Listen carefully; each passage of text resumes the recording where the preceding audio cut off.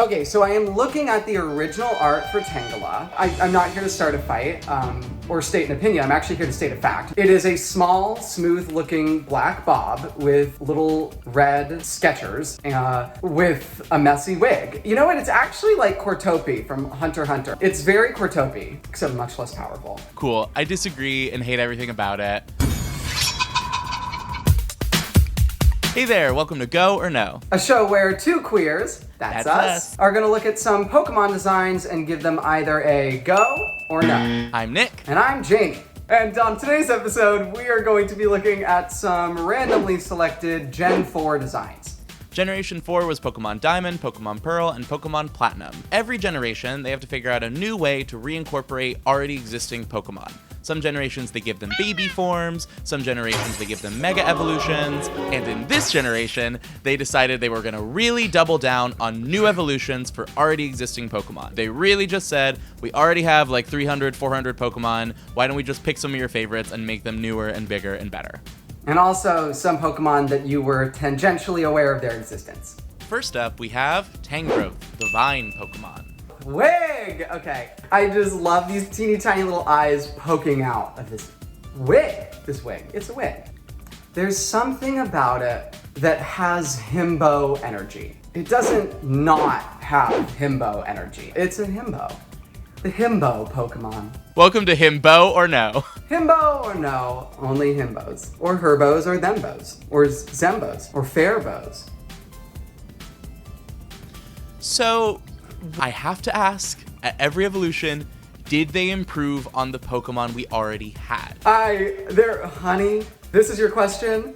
You got a big storm coming. So because of that, I think Tangrowth actually took a lot away. The thing I love the most about Tangela is they are a bundle of bright blue Scooby-Doo juicy fruit vine that have a like ominous, unseeable center with two eyes coming out of it. And with Tangrowth, they double down on it. They just make it like a smooth, black, round shape with two like red little feet on it. You can see its legs. It's not like Shadow or like Mystery or like this large like mysterious wig. A large and mysterious wig.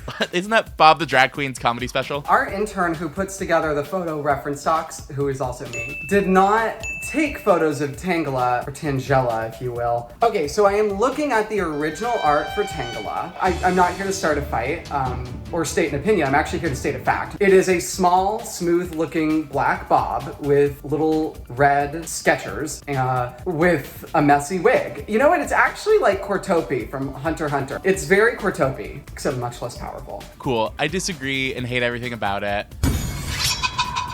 I think Tangela is mystery, and I think they answer all the questions with Tangrowth. And you're allowed to disagree, but I got one more thing I have to say. What in God's... You say it! You What? say it, Nicholas! You got that Shut one up, more thing. Jamie. Well, you don't be silent on this one! What about Tangela is like, you know what it is? A caveman. Because this Pokemon, and you and I have fought on this before, this Pokemon is a caveman. This Pokemon is literally Captain Caveman's design turned into a Pokemon because it levels up via ancient power, which only would happen if it was going back to some sort of like roots. You can source all you want on Bulbapedia, but I don't see a caveman. Doesn't mean it wasn't the intention. But you are very passionate, and I love your passion, about how it's a caveman and it shouldn't have been a caveman and it's a bad caveman. I don't see a caveman. I see a himbo. And the spectrum of himbo to caveman that has been contested time and time and time again, I don't get that, and that's okay. Our diversity is our strength. It's a go from me. It's a no for me. So sorry to drag you into this format where we have contesting opinions. Okay, I mean, it's fine. It's clear that eye roll said it was clearly not. My eye rolls mean very little. My art pop can mean anything. Mamoswine, the twin tusk Pokemon. Mamoswine is my son! This is my favorite. This is the Pokemon line that I imprinted on when I was young. I love ice types, and Swinub was the first one that I saw that I was like, oh, if I lived in the Pokemon universe, I would have a starter, and that starter would be Swinub. Piloswine's fine, I like it. And then in Gen 4, they were like, Merry Christmas, Nick. You're gonna get a final evolution for this Pokemon, and you can ride it, and it's perfect. It's a little blue mask situation. It's big, like, tusks. Sometimes an ice type Pokemon, it's like, why is it an ice type? Its tusks are just made of ice. It has ice tusks, which is beautiful. And also, it's like pig plus mammoth. Like, I think it's so Pokemon too. Great, I love it. I want to ride it. I have this pin, and I love it so much. So, Jamie, what do you got to say to that? I love your passion for this Pokemon, and it's really inspiring. So here's what I like. It's really fun when you have like a ball-shaped Pokemon that is large and people ride it.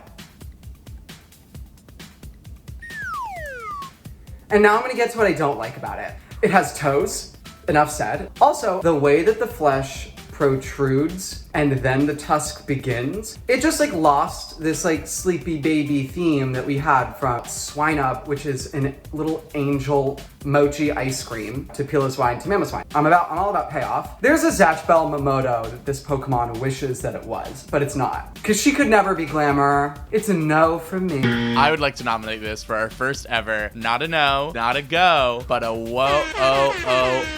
For me, Mamoswine is a whoa-oh-oh. It is a wah. Knocks it out of the park, 100 out of 10. Again, I love your passion. Next. Probopass, the compass Pokemon. So, as a Jewish person, looking at this design, it immediately reminds me of the Happy Merchant propaganda piece. And there's no excuse. So you've seen well, we also have just an uh-oh is not reserved for racism, anti-Semitism, etc. But all racist and anti-Semitic, etc. Pokemon are uh-ohs. It's a large Rutro. Raggy. Rhyperior, the drill Pokemon. I think Rhydon and Rhyhorn were gorgeous, and I think they absolutely massacred my two sons. Rhyhorn was like literally the blueprint for so many Pokemon designs. It's big, it's a dinosaur, whatever color it is, that's what type it is. It works. Congratulations, you did it. Now, congratulations, you have taken the blueprint and you have absolutely ruined it. It leaves me with more questions than answers. Its evolution method is strange. The story I'm getting is that it wears this like human-made Rock Lee in Naruto-esque weight attached to it. Ooh, yeah. And then it evolves and it like fuses it to its flesh? Question mark? Also, it starts a trend that I literally hate so much. It happened in a lot of Gen 4 Pokemons. It is a just like weird tryptophobia-inducing nightmare of, hey, you know what's great to do with our big monster Pokemon? Let's put holes in its hands and turn its arms into guns. Like, there's no reason for it. I'm like, not like, oh, Rhyhorn. You know what I think it needs? A gun. Ho, but make your hand into a gun. There's some holes in these hands. There's holes in these hands. Honestly, something I wish they just went with I didn't even notice this until our intern collected it. Its tail is a wrecking ball. I think that's cool. Jamie, thoughts on Rhyperior? So the first note that I wrote down is the word hideous. If you look, it has a crotch stone. It has like a cup, which is, why did you do that? I am so sad. Why did you do that? No, but for real, like I actually don't want an answer. I would just like it retcon. It just looks like a ugly mega evolution. It looks like you tried to make Rhydon on Spore, the PC game.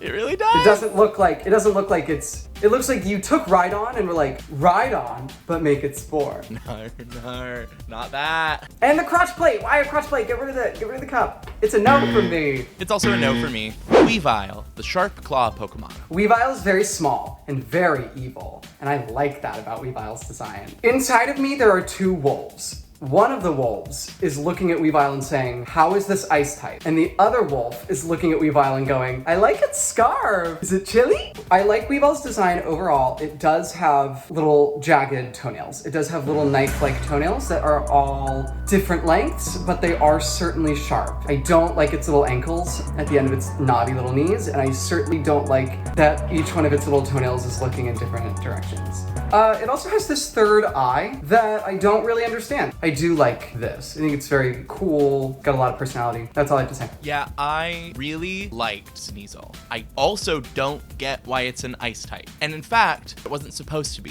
When dark types were invented, they were like, we're gonna make a dark type weasel Pokemon. And then for some reason they were like, I guess we'll make it ice too. And that's kind of what it's always felt like. Sneasel to me is not really an ice type Pokemon, and Weavile is not really either, which makes me insanely Nick Mayfield biased is the gatekeeper of the ice type Pokemon lexicon. Gladly, and I gladly take that title. One thing Sneasel really had going for it that Weavile does not is that Sneasel had asymmetry in its design, and I think that was gorgeous. The singular feather off to the side, the fascinator, if you will, was absolutely stunning. How weird is it that it goes from asymmetry to symmetry? Especially because looking at the idea they had, there's no reason why this had to be symmetrical.